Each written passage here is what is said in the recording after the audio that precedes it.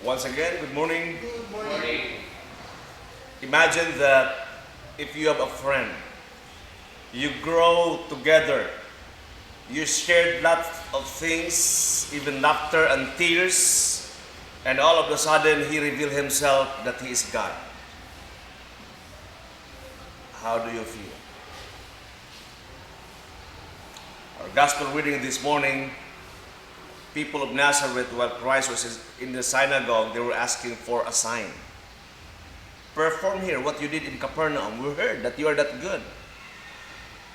And Jesus, in reply, was telling them, you know what, during the time of, it seems that this is like a time of Elijah, when there was a great famine. And he was sent to a woman in Zarephath in the land of Sidon, just for him to have food and to perform miracle. Because you guys are not really believing to your own prophet. And have you remembered, there were lots of lepers in Israel. But Elisha was not able to perform healing miracle. None of any people from Israel, but only to Naaman, who is a Syrian. And the people got so mad to Jesus. And he was brought to a cliff where their synagogue was being built. And just for them to, they want to push him down to the cliff, but just walked through them and went away. Unsa man maigsuon ang mensahe dani. We always heard that there's no prophet in his own hometown. Wala kuno'y propeta nga ginagdawat gayon sa iyang kaugalingong lungsod. Even to his own family. In fact, sad to say that if you want to do something big and great, it's your family members who will first even discourage you, will not believe on you. Sometimes, you cannot excel actually if you are in your comfort zone. If you are in your family, if you live in your, that is why lots of people will only excel when they go to abroad. Di ba? Matingala lang, mo ba? Maayos na siya na.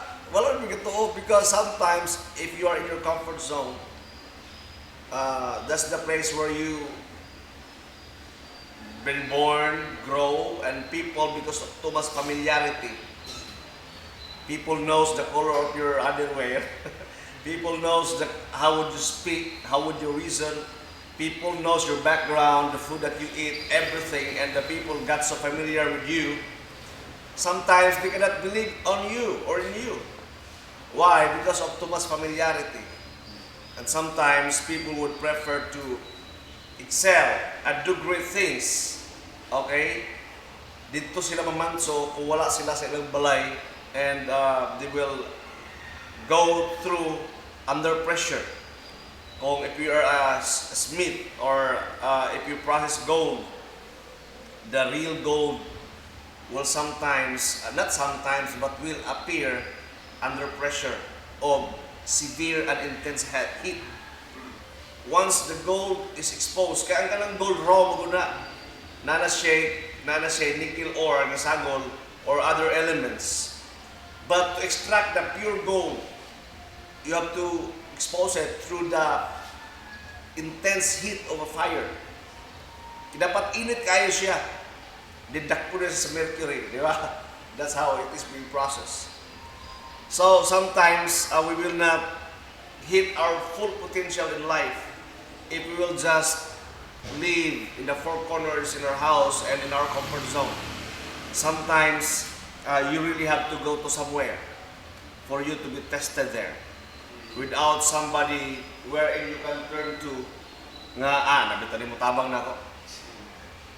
So, what is the message today? It's so simple. In this church, in this family, because we have also too much familiarity, we sometimes throw banters or bad jokes to some other to other brothers that would sometimes demoralize sa ila ba. Di ba kabantay ta? Usahay pamilya, amigo na kayo, niya mag-joke ka sa iya. Sometimes you forget that it's hurting him. Wala na kabantay, you are so became insensitive nga masakitan na niya yung magsuon sa imong joke, sa imong tiyaw-tiyaw, that instead of helping him build himself up so that he can meet his full potential in life, wala na yun, you're tearing him down. So ako sometimes, I'm so sensitive with other people's feeling, no? Kaya they too have their sense of importance. And they are craving for somebody to push them up instead of tear them down. Ang problema ko sa natin, we have that crab mentality. Although we are not really actually embracing that kind of mentality, but somehow we are so unconscious. Dili ko lang conscious that sometimes we are practicing such mentality. Walang dili lang conscious ba, pero ang imong istorya na siya makadaot na. Now, so, and the bad thing is, dili lang ikaw ang niawat sa imong istorya. Joke lang yung tato nimo between you and him, but some other people niawat na po sila. Di ba? And sometimes, it's not really good for him and for the relationship. What is my point this morning? Just so simple. Let us edify one another. Let us help build one another. Let us help push one another to really maximize themselves and somehow meet and reach their full potential. It's so important that we believe in God, but it's also important that we have confidence and we trust and believe our brothers and sisters who sit beside next to you. Importante kay may igsuon nga mutuo ka sa imong igsuon mo. Although our belief in God is not the same with our belief in our brothers, because God, alahay ang kapagtuo sa Ginoo. But it's also important nga dapat kumpiyansa po sa iya. Kay pangit nga kayo na nga, ko sali na ako igsuon. Wa ko kumpiyansa, di ko kumpiyansa na ako igsuon. Di ba? Pangit kayo. So, to believe on them and to imo isalig siya sa Ginoo or musalig ka sa iya, tagaan mo siya ang pagsalig. You are building him up. You are edifying him. And we are edifying one another. We are building one another. Because we are, after all, we are brothers and sisters here. So please stand. That's the message this morning.